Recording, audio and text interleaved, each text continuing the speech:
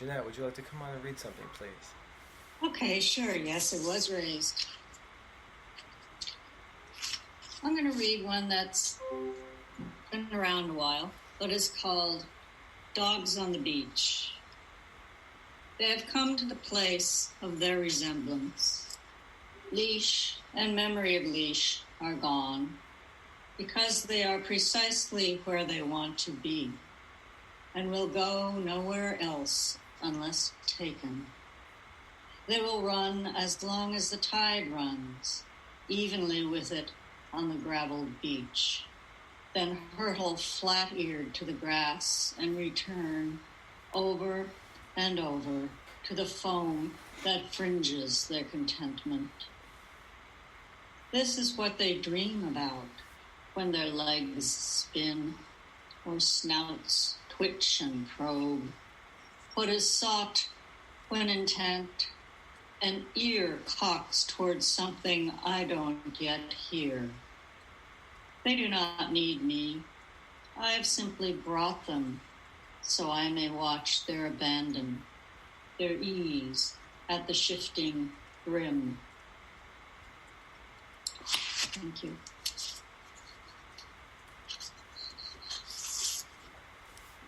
Thank you. Thank you. Thank you very much, Jeanette. Why don't we go with Dennis? And don't forget to unmute yourself, or else we can't hear you.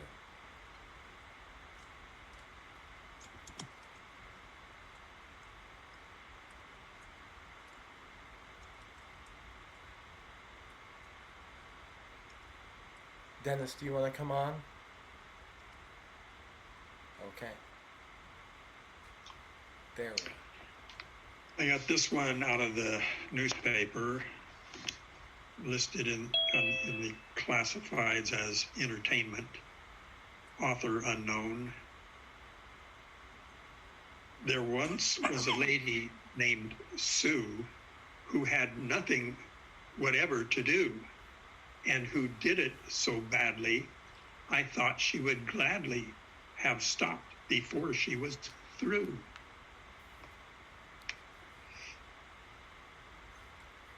Excellent. Thank you. Dennis, your poems always make me smile. That's great. How about we go with Enid? And I hope I am pronouncing your name correctly. Don't forget to unmute yourself and come on out. Thank you, Connor. Of course. Oh, Jennifer, that was a beautiful reading.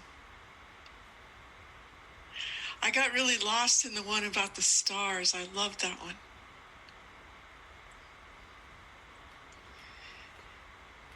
My house is under construction. It's being renovated by a new owner, and so I'm living in a construction zone pretty much. And I had the thought that the Wonderful Spirits is a very old house. It's 125 years old. And I had the thought that the wonderful spirits that speak to me in this house must be frightened off by all this noise and all of these power tools and banging and things that, men shouting in the hall. And, I'm practically frightened off, but, I thought the spirits might leave. So I'm going to read this poem, The Difference Between a Rat and a Ghost. You are comfortable with the pops and sighs of the old house, 100 years and counting. Animals make a different sound inside the walls than droll house spirits do. You think you hear intention, stealth perhaps. It brings your chi to the surface. Not the sound a bodiless soul makes to say hello or to offer some dry and timely comment on what you were just thinking. You don't have to take my word for it, says the ghost, laissez-faire as all get out. The intruder, on the other hand, is anything but ambivalent and doesn't give a rat's ass what you think. He is alive and wants to stay that way. He climbs up the ancient skeleton of abandoned plumbing inside the wall toward a dim crescent of light and the smell of neglect, punches the powdery caulking with one hand, and squeezes through into the lower cupboard, the one you never clean so as not to disturb memories. He is now officially trespassing a noble rat vocation and likes what he smells. He possibly likes your kitchen more than you do. The places you fail to inhabit are neon signs written in rat.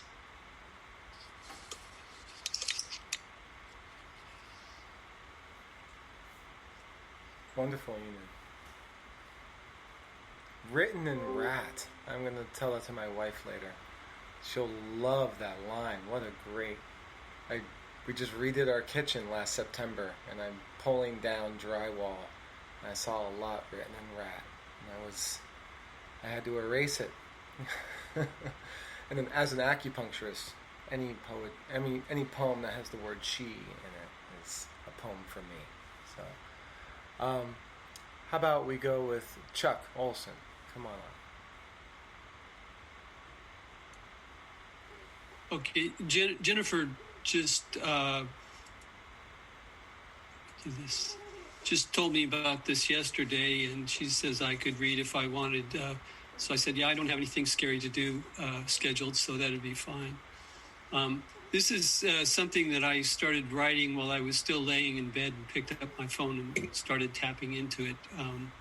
It's the first third of it. Her silence. I live in the space that her silence gives me. Two people sharing knowledge of the other's need for self. Sharing something with defensive generosity, sometimes with generosity as warm as a newborn. Supporting the bond with shared duties, separate duties. Occasional appreciation for the other's enthusiasm, and rarely, but preciously, a shared enthusiasm. We live in the air that the other's silence gives us, growing old with little drama, but much oxygen with its gifts of energy and rust. That's it. Thank you. Thank you, Chuck. Arigato zamashita. Thank you very much.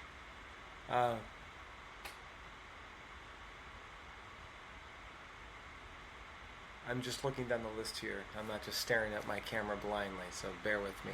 I appreciate you all who have put in the chat that you have a poem that you want to read. It makes it much easier for me, so thank you very much.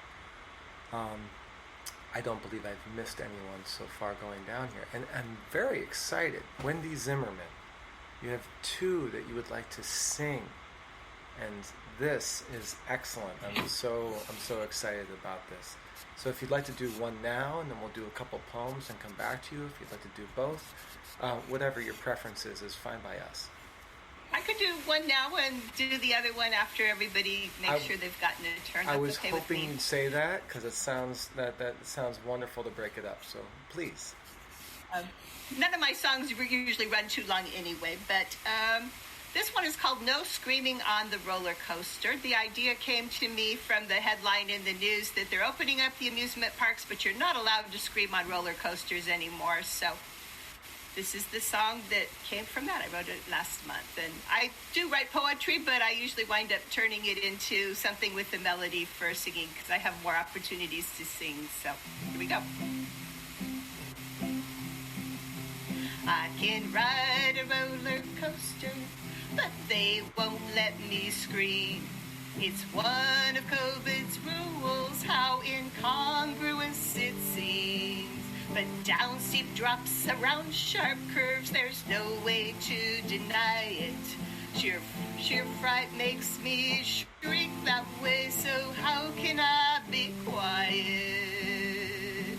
The cars go fast and faster, sometimes even backwards. I'm hanging on for dear life. When is the end in sight? I bite my lip, I chew my mask, I try to do my best, but scream I must. Damn rules unjust, gonna happen, I confess. I held my breath, my eyes shut tight, got nudents in my palms. I swallowed hard and grit my teeth, but there was no relief. So I gave in, released the scream, just as I once had dreamed. While relieved, I felt so free. It's such great therapy. Come roll with me, let's scream like fools. What more can they do? It's so much fun. Come on, let's run and screw that stupid rule.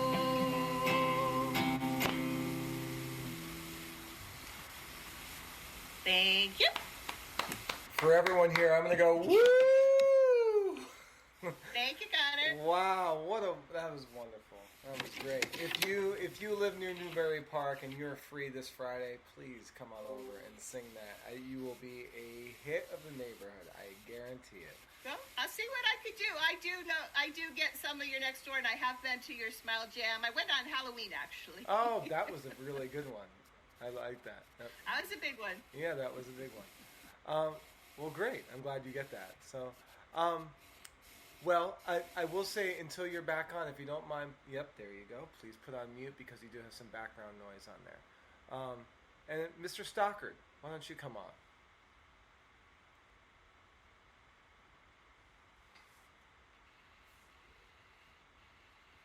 All right. Can you hear me?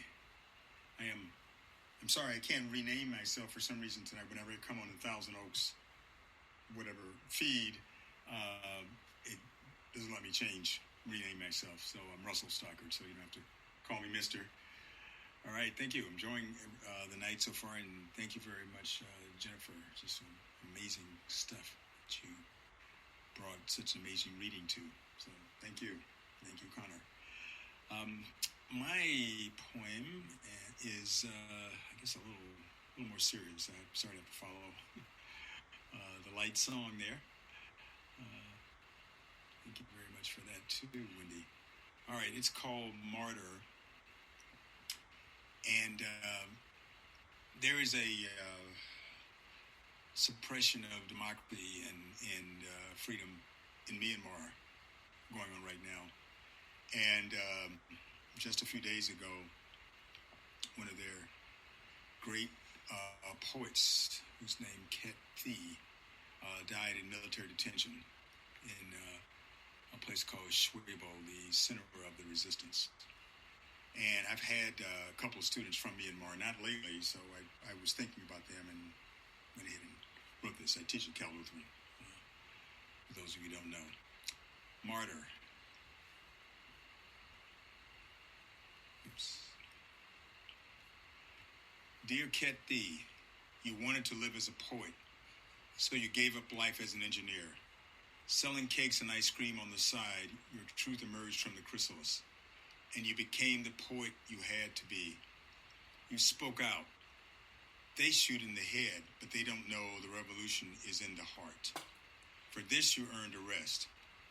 After neither you nor your words came back, your wife begged them for your tortured body, now victimized by envious vandals. They had removed your organs, no doubt looking for your heart. The fact escaping your killers is the mosaic of your single, just heart will irresistibly infect theirs, with the bitter sweetness of your last laugh and the color of darkness.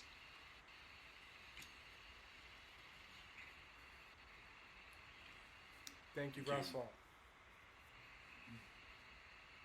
Well, we're down to our last about 3 or so. But we are going to have one, actually about 3 to 5, because we'll have another song from Wendy. So, why don't we have Ron come on next? And I did get your note. Thank you for putting it. And I'm going to go ahead and pause the recording. So, go ahead, Ron. Everyone knows this, but Jennifer agreed to read for us on very short notice. and you're our hero.